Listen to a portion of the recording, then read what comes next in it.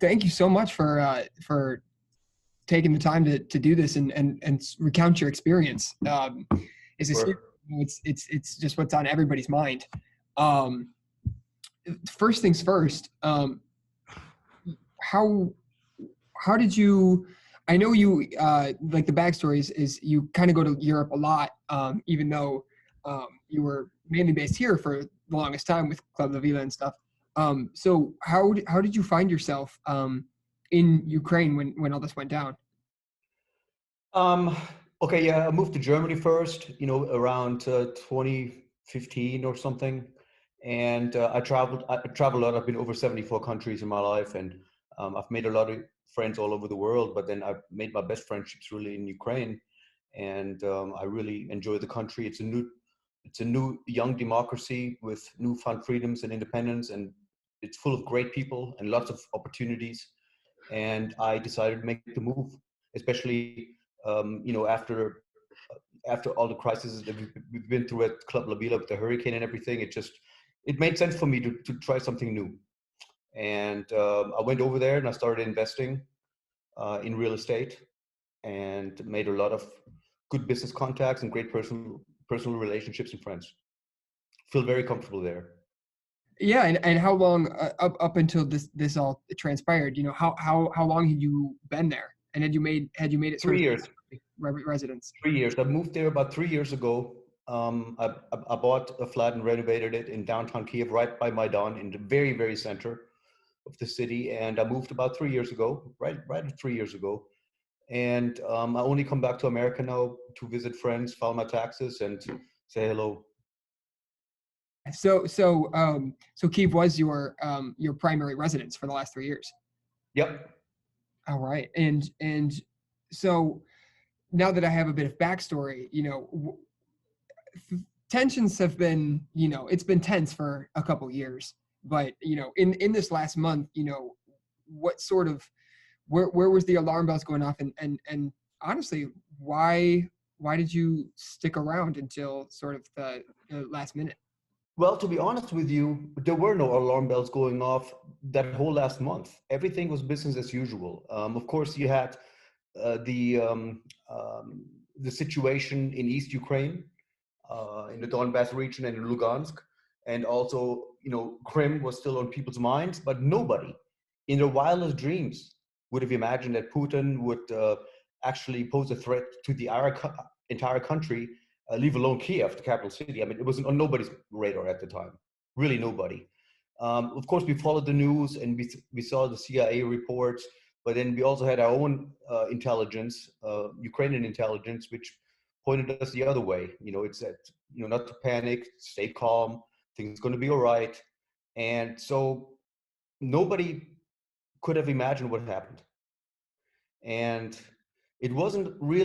for me, it wasn't really until Putin went militarily into Lugansk and Donbass that I said, wait a minute, I have to take a closer look at this. And I started reading more news and um, looking deeper into the whole situation. And I thought it may be time to get out. Yeah, no, definitely. And then all of a sudden, Kiev is sort of descended upon. What was that? I know it's sort of the obvious question in a situation like this, but I'm sure a ton of people would just love to know. Because nobody really finds themselves in that situation nowadays, especially over there. It's what was going through your head, and then sort of what was that next step? Well, the funny thing is, I was in America in January, and I think I returned on February 1. And there was already a lot of talk about the threat that Putin was posing for Ukraine on American news, but I didn't really think it was that serious yet. And so I took the flight. I went back to Kiev, and then about 4 or 5 days later, I said, I got to go. And I packed my things, and I was lucky enough to catch one of the last flights out of Kiev to Lviv, which is in Western Ukraine, closer to the borders with the EU. Yeah, yeah. Lviv, it's only like 10-15 miles from Poland, if I'm not mistaken. Actually, it's a little bit more than that. It's about, I think it's 7 kilometers. That's bird eye. I mean, line of sight. but it's actually a little bit more than that because you have roads that are crooked. So by Got, car, it's about 80, probably 80, 90 miles. gotcha. Okay, okay. Yeah, that's true. I That is didn't account close. for the Listen, Ukraine is a huge country. It's the biggest country in Europe. So yeah, and so you fled from Kiev to the western part of the country under I want to say maybe under the assumption that it's like okay that's going to be taken care of, that's over there, you know, we're just going to hold yeah, tight. that's exactly right. I figured worst case scenario, I figured if Putin goes in, the worst case, I anticipated he's going to get a land bridge connecting East Ukraine, the Donetsk, Lugansk region with Crimea, okay, which is in the very south of Ukraine on the Black Sea. I figured he's going to get a land corridor there so he can move military equipment around, and so he poses a constant threat to Ukraine. I didn't think he was going to do anything else. I figured at the very most he's going to advance his troops to the Dnieper River, which kind of divides the country into east and west. And Kiev sits right on that river. It has a western portion and an eastern portion. So yeah, when I arrived in Lviv, everything was still business as usual. The stores were open, bars were open, people were going about their business. It was in nobody's mind, and wasn't until the second day that I got my first bomb alarm at about 6:30 in the morning, and that's a chilling experience, let me tell you. And that siren is like was about only 30 or 40 meters, about 25 yards, no, excuse me, 50 yards from our hotel room. So it was pretty loud. It was very intimidating, and it made people panic all around me. All the guests in the hotel were like freaking out. You know, it was a big deal. Now, I personally didn't hear any explosions at that time or any impact of grenades or whatever, but I learned later that the airport had been hit and that a military facility had been taken out. Jeez. And so Yeah. was it then that prompted you to make and what you detailed quite eloquently. I read your post. It's kind of detailing your I would argue say a harrowing experience trying to make it to the Polish border. You know, walk me through a little bit of that. It was very, very compelling, and I can't even imagine. It was, yeah, it was probably the most trying time of my life. So what happened after that first bomb alarm? You know, the alarm was called off, and people started really to take things more serious. You started seeing lines at the ATMs, people trying to withdraw money. People were running on pharmacies to get their medical supplies and prescriptions and stuff. And you know, buses started running, and they were overfilled with people trying to go further west. And you had a sense of urgency, and people were worried. You could see it on their face. It was an ugly situation, and I sat down and thought to myself, what am I going to do? How am I going to get out of here? You know, and taxis weren't running. Uber had been canceled throughout the country. There were fuel shortages, and you know, people didn't get gas, and they had to deal with the gas they had in their cars. Buses, like I said, were overfilled and were straight lined and prioritized for women and children as they should be, and trains too. So I was stuck. I didn't know what to do. I didn't know whether I should hang out and hope for the best, stay in a bomb shelter, or whether I should think of a more ingenious way to get out of there. Luckily, I was contacted by a friend, which I had met a few years earlier in a different part of Ukraine. She asked me if I had been able to leave yet. And I said, no. She goes, look, you got to get out of here. This is serious. And I said, well, I can't. I don't have a ride. It was then that she said to give her a few minutes and she's going to see if she can find somebody who can help me. And she contacted her sister in Kiev, who happened to know somebody just by chance who was coming through Lviv the next morning. It's a couple, a girl and a guy, and they had one more space left in their car, and they agreed to take me at 6 o'clock in the morning. And just how close did that get you? I know you talked about how the backup at the Polish border was almost 3 miles long. You know, just how close could you get? And what was Yeah, that? that was the other thing. So I had read reports that on that evening, the night before the 6 a.m. pickup, there had been 16,000 cars in line, several miles backed up. And I thought to myself, wow, this can't be real. I was hoping that between now and the next morning, they would probably add lanes or add checking points or speed up the process or something.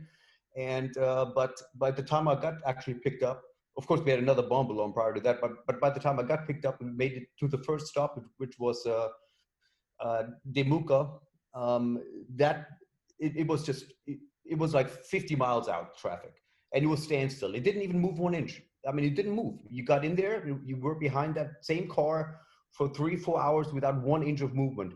And by the time you decide to turn around and do something else, there's thousands of other cars behind you, even cars on the shoulder and cars in the fields. I mean, it was nuts. It was crazy. And then, of course, on top of that, you got thousands upon thousands of people walking. You know, you got husbands walking their wives and their wives and children, taking them to the border because the husbands can't cross. The men have to stay. They got to fight. Country won't let them out.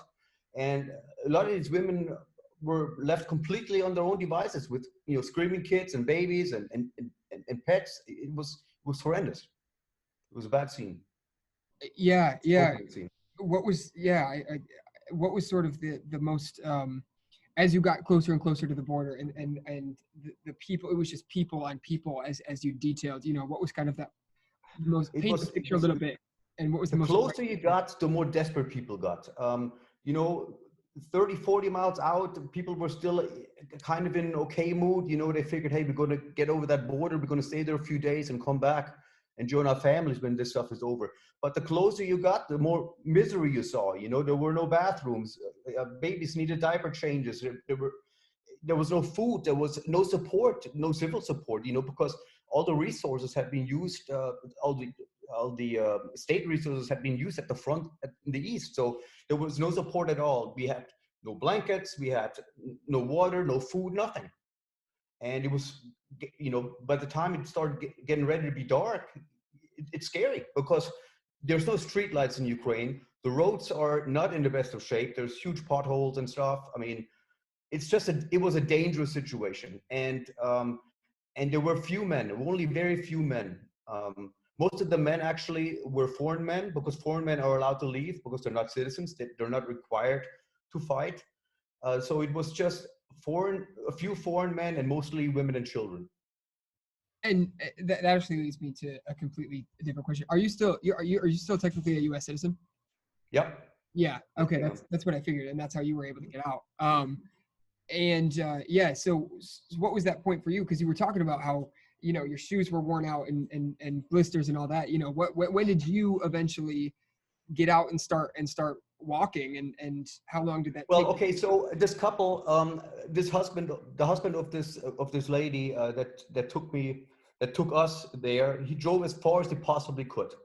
And there was a lot of other cars on the side of the road that had run out of gas or that were broken down, or people just realized, look, we're not going to make it. We got to walk. And so about 30 kilometers, or 32 miles, I think it was 32 miles before the last border checkpoint. We went to two border checkpoints before that. They were just impossible. As a matter of fact, at the second one, the military guy told us, turn around, you're never going to make it. So we turned around and went to the third one. That was the last option. It's called crossing point. And we drove as far as we could. We got to about 32 miles away from the border. And at that point, we had to walk because there was no other way to do it. And so it was an emotional goodbye to the husband. And of course, the wife, Marina, she didn't know whether she was going to see her husband again. And we unloaded the car, we took our luggage and went for the haul. And it was tough. Both of us had heavy luggage, and there's no sidewalks or anything. I mean, you basically got to pull that luggage over some pretty rugged grounds. Right. And then finally after, so it was how many days of walking, and then what was that moment when you finally reached the border? It was, I don't know exactly how long we walked, but probably 10 hours or something.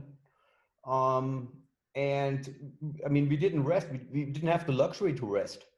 And after, we had about 5 or 6 hours of daytime left, and then nighttime started. And we could hear some explosions and stuff, but it was far away. It was not close, but I mean, it's sobering. It makes you realize, man, life is a gift. we better make it to that, to that point. And of course, the whole time, the things that were going through my head, I figure, okay, we're going to do this. We're going to, no matter how long it takes, we're going to get there within 10 or 11 hours. And by the time we get there, they're going to have blankets, they're going to have some food, and, we're going to be able to rest a little bit before we actually cross to the border. But that wasn't the case. I mean, it was a complete mess when we got there. There was no organization whatsoever. There was no signs, no leaflets, no handouts. There was no translations. There were no ground support whatsoever. I didn't even see for the first couple of hours anybody in uniform to turn to. There was no tents. There was no roof under anybody's heads. There was no hot water. There was nothing. I mean, people were cold. People were in the dark, and it started building bonfires just to stay warm. And I didn't know what to think. I didn't know what to do. And then when I finally did see some people in uniform, they didn't have megaphones or anything. You got to imagine, there's like 15, 20,000 people, and these guys are yelling at us with their voice without amplification. And the first thing out of their mouth was, well, we're only accepting pregnant women and children. I understand that. It has to be that way, women and children first. I figure, okay, I'm going to spend the night somehow. But the husband's wife was with me. She couldn't cross either because she's, she didn't qualify because she's not pregnant. So it was a hard situation, and I found her finally. There was a hotel about a mile down the road that had 5 rooms. Of course, they were completely booked, but they also had like a reception hall or something. There was about 100 people in there, and it was managing to get her a spot she could sleep on the floor. I didn't sleep. I walked outside and I kept an eye on the border fence.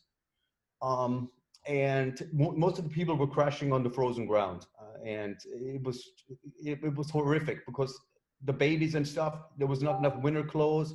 It was just bad. There's no food, nothing. At 3:30, I finally noticed that they opened the fence 3:30 in the morning and started letting some cars and buses through. And I thought, wow, something's happening. So I went and woke up Marina. I said, grab your stuff. We're going to try to go. So by the time we got back to the fence, there was long lines already. And we waited in those lines for a long time. And then finally I said, look, let me walk you up there. And I can't cross, men are not allowed regardless at this point. And I'm going to try to get you over. And yeah, I walked her up there, and then of course the guards told me to go back, and I think she made it fine because she called me about 10 hours later, said she had made it. And then there finally was a window for the guys to go, but I didn't make it because there was just everybody ran. It was like there was no crowd controls at first, and people just made a run for the border. It was totally disorderly, and the Ukrainian border guards, man, they were tough. They were hard asses, and they did not treat the people humanely or with compassion, and it really upset me. It really upset me. And you I mean, said I that. saw some things. I saw some. They were using the rubber batons and stuff, and they beat the crap out of some folks. Geez. And you said it was. I read that you said it was almost the polar opposite once you got to the Polish side, and then yeah, talk about that. And I'm sure the immense relief to have made it over to Poland, and kind of talk Well, about. actually, actually, our journey had really just begun because by the time you make it over the fence, you're still not in Poland. You are now in the land that lets you approach the Ukrainian side of the Polish border. And that took another about 10 hours to get there and to get because you have to get an exit stamp from Ukraine and you got an entry stamp to Poland. And it was crazy. But yeah, we got our exit stamps, and then once we got our exit stamp, it was about another mile or two to through no man's land is what it is really until you get to the Polish checkpoint. But in that no man's land area, they treat you pretty good. They already got some Polish people there. They give you sandwiches and snacks and water, and they're a lot nicer and more welcoming. I mean, I love Ukraine, really, I do, but their border guards are just bad. I mean, they probably have a lot of stress too, you know, because they have wives and families and stuff, and they have a lot on their mind. I mean, I'm not condemning uh, them individually. I know they're under a lot of stress, and I don't know what was going through their mind at the time, but it was just, you know, it wasn't right how they treated us. Right. No, yeah, definitely. And yeah. And then so now you make it safely to Poland. Where are you now, and what has it been since you made it into Poland how long Yeah. ago from now? And then what's it been like since? Come again, please. You made it into Poland how long ago? Like how long have you been Oh, in okay. So last night and I made it into Poland. Last night about let's see, we stood at the. I had another 2 hours or so to get through the Polish processing center, and then so about probably around 5 or 6 o'clock, I was on the other side, and there were buses there that were picking people up and taking them to the city of Krasowa and to the reception center for refugees, and it was like probably 15, 20,000 people there already. Lots of beds made up, and they had really good support there. I mean, they did a great job welcoming people and giving toys and stuffed animals to the kids and all that, you know. And it was really nice to experience that after what I've been through. But you know, there was no American delegation, unfortunately. I was taken care of by the French and by the UK delegation and by the Ukraine delegation too. They treated me like their own citizens, so it was good. that's very nice. And are you still in Kosovo now, or did you say you No, went I to? didn't. Everything was great. The only drawback of that reception center, refugee reception center, was there was no charging stations for your phone and no plugs. And so people were going crazy because they couldn't contact their families to let them know they're safe. And I couldn't either. It was a trying time. I didn't know what to do, you know. I mean, everybody else's phone was dead too. So I walked back outside. I was going to try to flag down a car or something to see whether I can catch a ride to Krakow, which is the city where I'm at now. It's about 3 hours from Kosovo. And I, by chance, happened to run into a guy who was standing in front of the building with a sign that said Krakow. And so I asked him. I said, "Man, are you soliciting for rides? Because I need to go to Krakow." He says, "Yeah, no problem." I said, "How much is it?" He goes, "It's absolutely free. I do this as a free service because I want to help my Ukrainian brothers and sisters." And so he took me and another gentleman from Nigeria, no, from Kenya. He was from Kenya, a doctor who teaches at Shevchenko University in Kiev. He took us to Krakow. It was about a 3 hour ride, and we really bonded on that ride, and we are just glad to be safe and out of harm's way.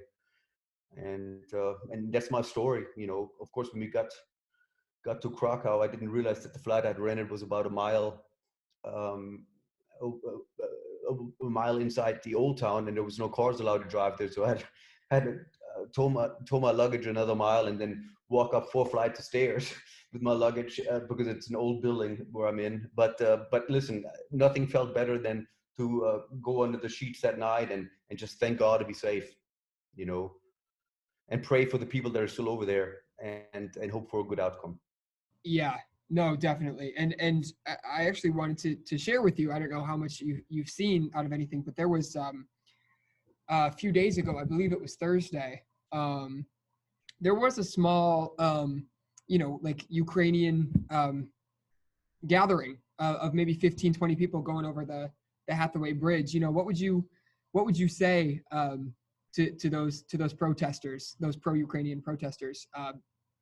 I would say thank you so much, and I would say that my heart bleeds blue and yellow for the people of Ukraine and for the freedoms and for the democracy that they embellish, and any kind of support from the U.S.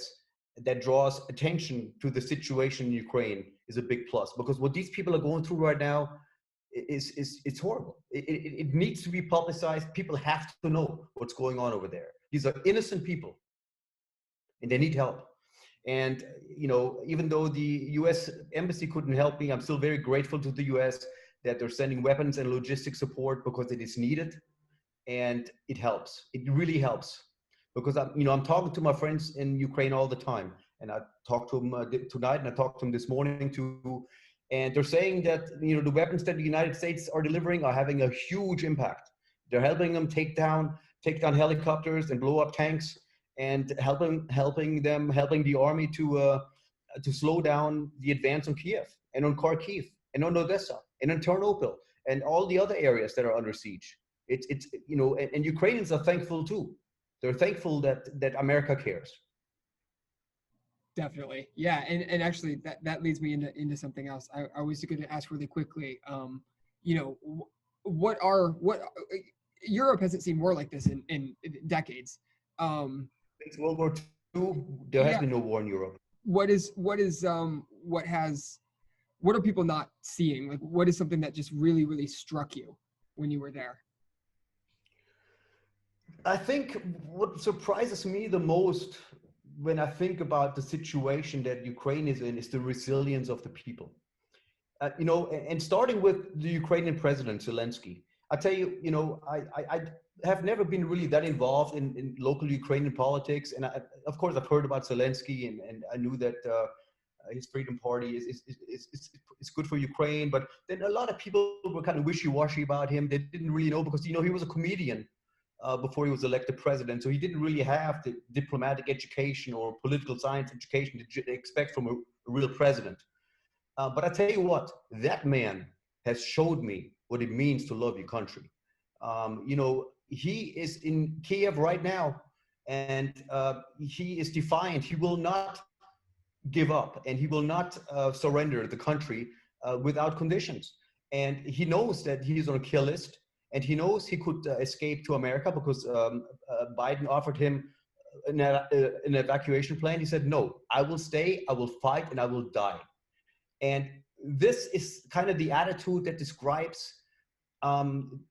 most people in Ukraine that I know. For example, I have a friend, I said, man, do you want to come with us? He says, no, I'm going to be here and I will fight and I will die if I have to save my family and my children. And I don't know many people, myself included, who would do that. Of course, I don't have a family, but still, to me, it's a big deal. It takes true courage. It's a selfless act. And, and that's why I'm also so grateful to the young women and men of the Ukrainian military who are risking their life to save mine and that of their fellow Ukrainians. Yeah, I'm sure that you gotta remember, listen, the Russian army, they have tactical equipment and AI systems and weapon systems that that rival America's systems. And Ukraine is a much smaller army, much less equipped, and some of the guns are like 20-30 years old. They don't have guided missiles and stuff like that, or military tanks with AI systems and motion detectors and all that stuff. Their military is behind, and it's like David against Goliath, but they're hanging in there. They're doing it, and they're not giving up. They're fighting. They're resilient, and they love their country, and they will die for it. Yeah, and I'm all around the world. Everybody is kind of seeing that same thing. It's nobody expected them to hang on how they have, and it is sort of remarkable to watch. Other than that, I feel like that's about. I would hazard to ask you your opinions on Russia and Putin and all this, but I feel like that's pretty plain. Well, listen, look, if you want to, it's actually a little bit more complex than that. I could probably talk about it for an hour, but in a nutshell, look, I can understand Putin's apprehension, okay? Because what NATO has been doing over the last 20 or 30 years is really moving a little bit close to his backyard. You see, when the Soviet Union was dismantled in the 90s, there was a deal between then President Gorbachev and our president, who was it? I think it was Reagan. And the deal was that that if the Soviet Union dismantles, NATO would not move past the River Elbe, which goes through Germany. Okay, but NATO has broken that promise. We've taken in Slovakia, we've taken in Poland, Czech Republic, Slovenia, the Baltic states, Lithuania, Latvia, Romania, Bulgaria. NATO has expanded eastward at an alarming pace in for Putin and for the Russians, and they feel like they're getting encircled. And even though they know that NATO is a non-aggression pact, they still feel encroached upon. And so they drew a red line with Ukraine and said, look, we need to get security assurances from the US that Ukraine will not join NATO. This is the red line. This is a former Soviet republic. Even if they're not part of Russia, we don't want them part of NATO. And this thing could have been diffused pretty quickly, I believe, if both Ukraine and America had simply said, no, fine, we're not going to join NATO. I don't think we would be where we are today if they had agreed to that. But they didn't agree to that. And of course, it's a sovereign country. They can decide whatever they want. But I'm just thinking politically, that would have been a better decision. Yeah, and I know it's a different organization entirely, NATO versus. But I saw that Zelensky signs I'm trying to think of the word, asking a couple hours ago to join the European Union. I don't know. Yeah, I think I think my personal opinion is it's really the wrong time. It's pouring oil into the fire a little bit. Of course, he wants that, and he can communicate that maybe through private channels, but going public with that is just going to enrage the bear in Russia. And but it shows you how defiant he is, and of course his people, the Ukrainians, they love the idea of being in the EU. I love the idea of them eventually joining the EU, but I don't know if the timing is right to announce that at this very point, because he's just going to make Putin more angry, and he might do things that are completely unpredictable and keep doing those unpredictable things. Definitely, because if Putin is proven to be anything, it's unpredictable. So exactly. So it's better, right now it's just better to find a diplomatic solution and maybe somehow meet in the middle a little bit, in my opinion, rather than to make things even more tense by letting Putin know that Ukraine desires to join the EU. It's just I don't know what he's going to do next, but he's not going to like this. No, definitely not. And with that, I know I've taken up about a half hour of your time now. If there's any final thing that we didn't touch on about your experience that you feel like is really important to mention, or even just like a summation of everything. No. Well, maybe one final thing I can add, I also had a chance to speak to some people, to mothers and to children, some teenagers and stuff, and to some old people. And I'm talking about old people that remember the Soviet Union, that grew up in the Soviet Union, that were brought up in the Soviet Union and were educated in the Soviet Union. And they couldn't believe what's happening. You have to remember, Ukraine has always been under the thumb of somebody, under the Turkish Empire. It has been under the thumb of the Russians through the USSR. They've been through a famine that was brought on by Stalin. They've always been an oppressed people, always been oppressed. And they finally have this short window of freedom that started about 1995 or 1996. And now it looks like they might lose all their hard-earned freedoms again and be once again under the thumb and oppression of Russia. Listen, I've been going to Ukraine for over 20 years. And when I first started going to Ukraine, it still had a Soviet feel. It was just a poor Eastern European city. But what has happened in the last 20 years is mind-boggling. It's one of the biggest economic wonders I've ever seen. There's skyscrapers everywhere. There's shopping, there's restaurants, there's nightclubs. There's fashion boutiques. It's unbelievable. Like I said, I told you, I've been to 74 countries. You're going to be hard pressed finding a country that has grown so fast and so rapidly, so quickly, and so advanced, like Kiev. Like Ukraine is in general, but Kiev in particular. Kiev is a world city. It's one of the best capitals in Europe now. Otherwise, I wouldn't live there. Yeah, and you made it sound super compelling and young, and exactly. I'm sure people, especially locals who know you as an owner of Club La Vela and stuff like that, like, why was he over there, kind of thing. So yeah, with that, I thank you so much for your time.